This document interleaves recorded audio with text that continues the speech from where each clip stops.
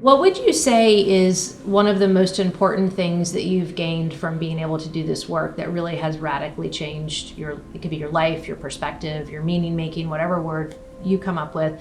But when you think about this, who you are now versus who you are when you started this work, and you've now cultivated the shut up and sit in your life in various different ways, what do you think is the most important thing that you can say has really been life-changing for you, that you're really glad to take away from this work and just carry out into the world ongoing? I very much am still doing the work, and I think I still have a long way to go. But I will say that I now know that I have it all in me. After spending all my life, I feel like seeking outside, and just the society that we're in markets that we're not enough. So I think the biggest thing is that I've learned that I am enough and that all I need is here within me, and just to sort of trust myself and to continue to do that work. That sense of calm, and that I've learned that I don't have to be that person. I was just the person I was. I was always the girl in the room that named what everybody else wanted to say, that wore her emotions on her sleeve. And I think the biggest thing, Yetta, is you helped me realize, what is it about, what brings that out? And it was digging deep into my past, right? Of somebody triggering me thinking and making me think that I wasn't smart, because that's what I was told as a child.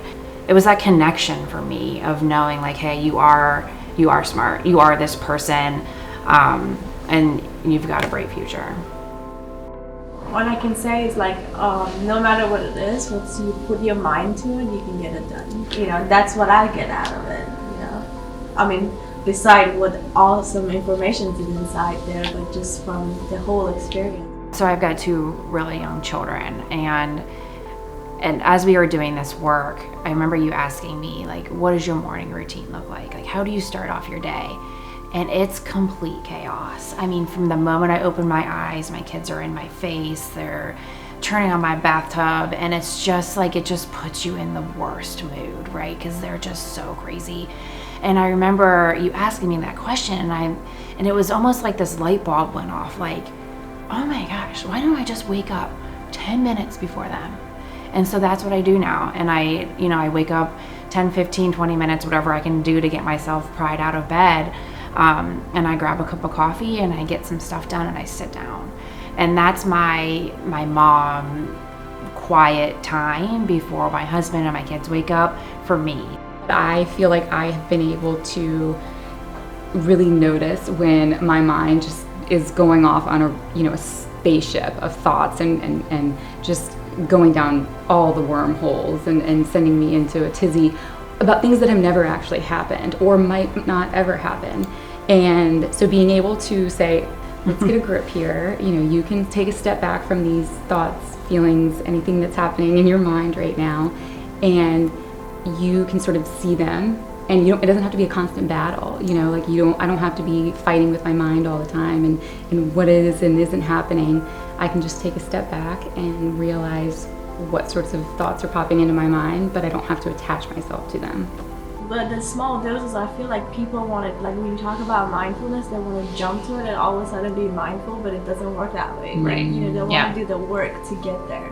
So it's just little small doses, and when you say, you always get people, I don't want to sit down and do meditate, I don't have the right clothing or something, they just jump in there, they don't really think they can just be walking down the street, they could be mindful right there, making any decisions. So Well, it's just a little small. That's exactly it, right? You don't have to, you're not gonna be mindful or get to the place where you need to be by spending 10 minutes meditating. It's just not that simple, right? It's repetition and doing it every day and doing different types of practices. You don't have to get necessarily just turn into a hippie and, and then go on and live it full on. You can still live in your life and have a career, be able to like spas and nice wine and dressing cute. And you can also still be a mindful, kind, loving, successful person as well.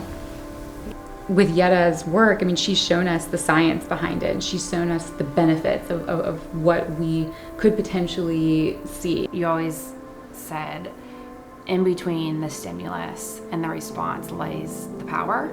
And I think that's what mindfulness is to me. So it's, you know, let's think about triggers and what it is that actually like upsets you or gets you going or causes that response, and just being mindful enough to be aware of them before you respond. And that's been the magic, I think. I myself as a people pleaser, and then ever since we've been talking about shut up and sit and like doing all this work, it's like I find myself that instead of pleasing people, I'll say no and then just do the things, you know. I'm still a people pleaser, but not to that extent, you know. Now I'm creating time for myself, and now being alone or just being by myself, it doesn't bother. It's actually something I look forward to it. Working with you and just figuring out, you know what, the way I'm doing it, the way that I can just naturally do it, it gets done, and it gets done my way and in my own time, and I actually have a better result, and I'm actually more satisfied with that. I give myself a credit instead of like trying to be somebody else, and I did a good job, but then I wouldn't give myself enough credit because it wouldn't come up, I don't know, the way I had in mind. So I feel like I always assumed emotional intelligence was so much about, you know, reading other people and being able to understand social cues and working with others. But I also feel like it's also a lot more about being able to read ourselves too, and how that might affect other people or how other people are affecting us. So it's not just out there, it's a lot more in here. I think before I was working with Yetta, I remember thinking, you are who you are, right? Like, you were born to be this person, and no matter what card was handed to you, you need to be reactive instead of proactive to your actions.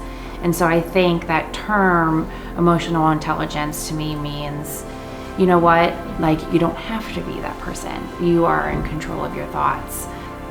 You know, you have to truly get down to the bottom before a lot of times like you're going to be able to make any sort of breakthrough or any recovery. And it's scary, you know, when you're digging into some of that stuff, some of the, you know, maybe traumas from your past or past behaviors that, you know, or narratives that you've sort of latched onto and led yourself to believe all this time. It doesn't feel good, but uncovering that stuff is good, and knowing about it, then you're able to actually do something about it and, you know, move forward. You know, you still might fall into old narratives or past behaviors, but being able to identify them and uncover them, like you're only going to be able to move forward from there.